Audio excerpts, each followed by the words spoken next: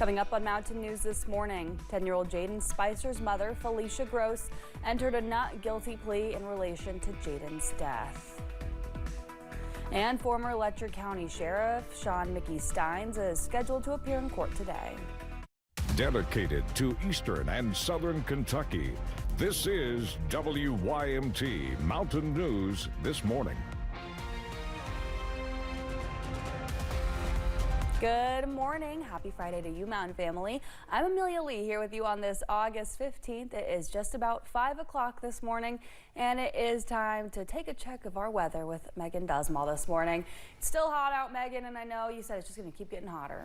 Yes, it is going to keep on getting hotter, and this morning we are also dealing with some fog out and about. So here's a look at what you can expect in terms of that current visibility. Now, some of the more dense fog is as you're traveling more towards our Kentucky and Tennessee border. So just be careful if you're heading out the door this morning and you do run into any of those patches of fog. We are nice and clear, though, in terms of rain this morning, but you'll notice a little bitty storm in Monroe County just outside of our region. We'll see if that travels into our area, and if it does, it'll be Wayne and Pulaski County. I'll keep an eye on that over the next couple of hours. But in terms of those temperatures, we are sitting in the 60s and 70s this morning, and we'll be, of course, sitting in those 90s as we head into the afternoon. Now, this 90 trend will be holding strong as we're heading into the weekend and into the first half of your next work week. High temperatures for the day will be around that 3 o'clock, 4 o'clock, even 5 o'clock hour, with partly cloudy to mostly sunny skies and a very slight chance of some scattered shower and storm activity. Amelia. A Breathitt County mother charged in her own son's death appeared in court for the first time yesterday. 10-year-old Jaden Spicer's mother, Felicia Gross, entered a not guilty plea in Breathitt County. It's the first time that she's been seen since police say that she confessed that she was involved in her son's death. And in the wake of Jaden's death in Breathitt County, loved ones and even strangers are coming together to grieve. A Central Kentucky missionary of mercy says it's another life gone far too soon. As Mariah Congito reports, Father Jim Schicko is making sure Jaden is laid to rest in a meaningful way. Father Jim Sichko is known for helping people in their times of need. And right now, he says the need is for Jaden to have a proper burial. I immediately knew, sadly, that this wasn't going to have a positive outcome. The tragic death of Jaden Spicer is one so many feared as police searched tirelessly through abandoned homes, dump sites, and wooded areas. As a missionary of mercy, one of the acts of mercy for all of us is to bury the dead. Father Jim Sichko says life is just as precious when it's over as it is in the moment.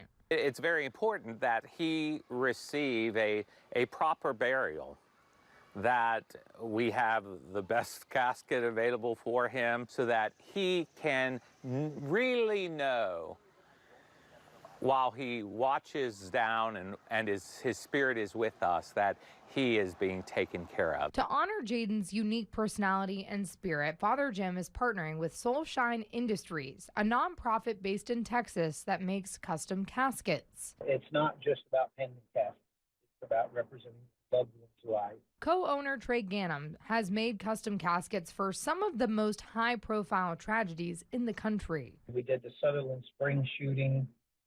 We donated all the caskets to those families there. We did the Uvalde school shooting. That was pretty hard because most of those were all children. Gannum says it doesn't matter where the tragedy happens, whether it's close to home or far away. You know, for me, it's to the ends of the earth. It doesn't matter. You're still a part of our family. Father Jim says he does plan on going out to Breathitt County and being there with loved ones of Jaden. He says what everyone else can do right now is love on one another and pray. In Lexington, Mariah Congito, WKYT. Father Jim says Jaden's casket will be SpiderMan themed. While Soulshine Industries does these caskets for free, Father Jim says he will pay them so they can continue doing the work that they do. Well, former Letcher County Sheriff Sean Mickey Steins is scheduled to appear in court today. Video shows Steins shooting Letcher District Judge Kevin Mullins inside Mullins' chambers last September. Steins was later indicted for murder. His defense filed a motion to dismiss the indictment and a motion for bond. Both are expected to come up during the hearing set for this afternoon at 1 o'clock. The man accused of stealing a sheriff's deputy's cruiser last night at the Perry County Park is back behind bars. Chris Combs was caught yesterday in Letcher County around Buck Creek Road after a foot pursuit with state police troopers. The cruiser was also found in good condition. Combs was taken to the Letcher County Jail. The sheriff says he will be facing a number of charges. Well, deputies are looking for 2 jet skis that were reportedly stolen at Laurel Lake. The jet skis seen here were tied up to a houseboat at Holly Bay Marina. If you know anything, call the Laurel County Sheriff's Office at 606-864-6600. Well, a builder is trying to get residents back home following the historic Frankfort flood 4 months ago. Brian Siegel's company, Home Away from Home, is making this happen. In fact, one woman is coming back home today. Madison Carmouche talks with Siegel, who says despite dealing with the mold and gutting homes, it feels good to help out those who are in a bad spot. The historic Frankfort floods back in April.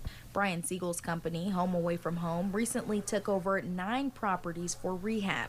He's working on East 2nd and Murray Street. We're going to need all drywall work, new trim, painting.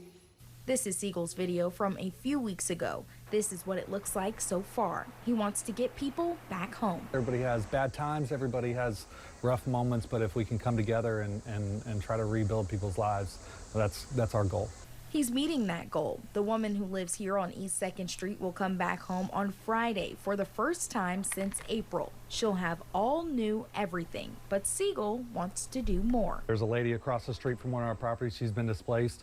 We would offer to replace all of her electric with some of our electrical people for free. Siegel's been looking for the homeowner for a while, but can't find her. It was about waist high. I would say it was waist high all the way around here. 26-year-old Gary Riley, the owner of Riley's Home Improvement, is putting in the sweat equity to make home a reality. Giving them something that they like and, giving them a home and something like this, it feels great.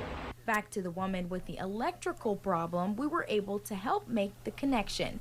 Meet Gloria Calhoun. I've got to go somewhere. Well, whatever we can do to help you.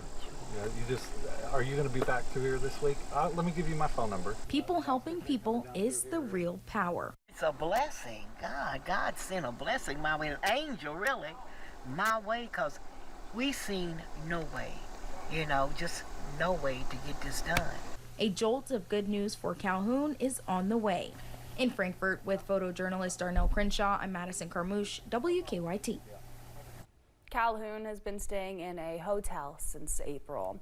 Well, last night marked the 6-month anniversary of the February flood. Dozens of local businesses in downtown Hazard were damaged, and many have worked tirelessly to rebuild and regroup. Francis Diner is one of those locations. After reopening on April 16th, the diner is bustling again, with folks enjoying breakfast, lunch, and dinner. I want to thank all of my customers and friends that helped me, and I appreciate their business. Other downtown businesses like Coal Country Candles and Hot Mess Express have also opened up again after the flood, saying they appreciate all of the support from the Perry County community. However, some other businesses decided not to open back up or still haven't yet. Well, thanks so much for getting your day started with us on Mountain News this morning at 5:08. A Korean War veteran from the mountains was declared missing in action nearly 75 years ago. Yesterday, he was laid to rest. And temperatures are climbing as we're heading into the weekend.